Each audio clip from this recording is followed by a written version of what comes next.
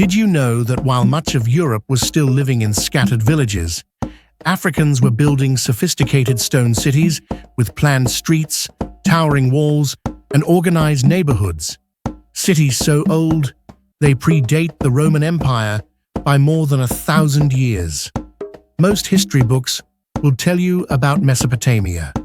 They'll tell you about Egypt. They'll tell you about the Indus Valley. But there is a civilization they rarely mention, one that challenges everything we've been taught about African history. Today, we uncover the truth about the Tichitt-Walata civilization, one of Africa's oldest urban societies, built by Black Africans in what is now Mauritania and Mali as early as 2000 BC. In the heart of what we now call the Sahara Desert, scattered across hundreds of miles, lie the remains of more than 400 ancient stone settlements. These were not crude huts or temporary camps. These were planned cities, built with stone walls, organized streets, multi-story structures, and carefully designed living spaces. Some of these settlements covered an area larger than ancient Athens at its height. Yet outside of academic circles, most people have never heard their names. These cities were already thriving when Stonehenge was being completed. They were ancient by the time Rome was founded. Let that sink in. The Tichitt culture emerged around 2000 BC and continued for over 2,000 years. This wasn't a brief experiment in urban life. It was a long-lasting, resilient civilization that endured longer than the Roman Empire itself. And here's where the story becomes even more powerful. The people of Tichitt-Walata were not building at random. They were master planners.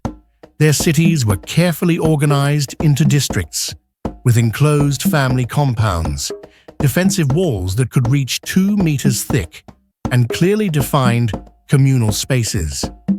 These ancient Africans developed one of the earliest traditions of stone architecture in sub-Saharan Africa.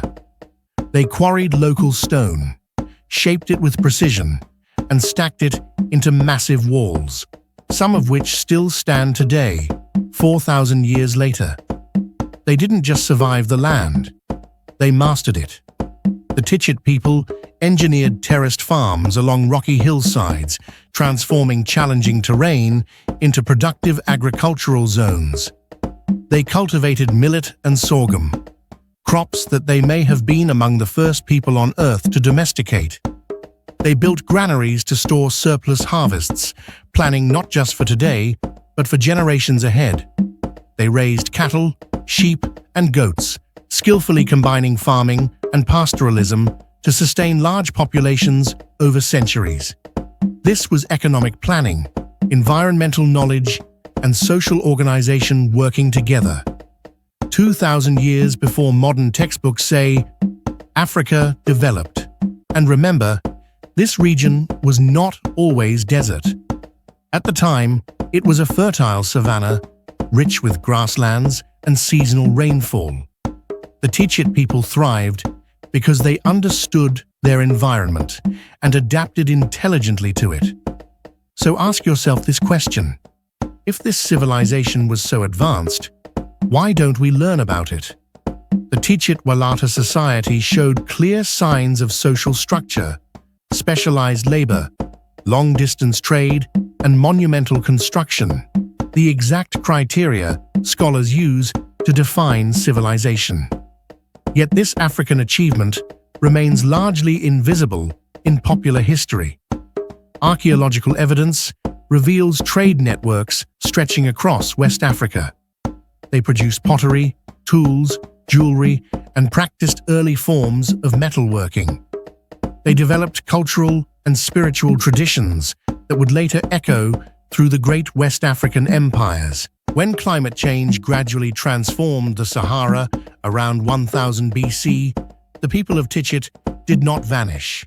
They migrated, they adapted, and their descendants helped lay the foundations for powerful civilizations such as ancient Ghana and later Mali.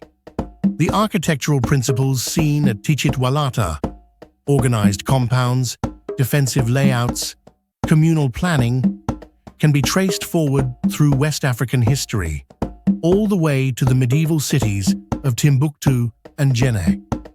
This is not a forgotten footnote. This is continuity. This is legacy. This is African ingenuity stretching across millennia. The Tichitt-Walata civilization proves something that should never have been questioned. Africans have been building, innovating, and creating complex societies for as long as humans have lived anywhere on Earth. These were not primitive people waiting for outside influence. They were architects, farmers, traders, city builders, visionaries who shaped their world with intelligence and purpose. Today, the stone walls of Tichitt still stand in the Mauritanian desert, silent witnesses to a history that refuses to be erased. If this story opened your eyes to an Africa you were never taught about, share it, speak it, remember it, because the stones remember. And now, so do you.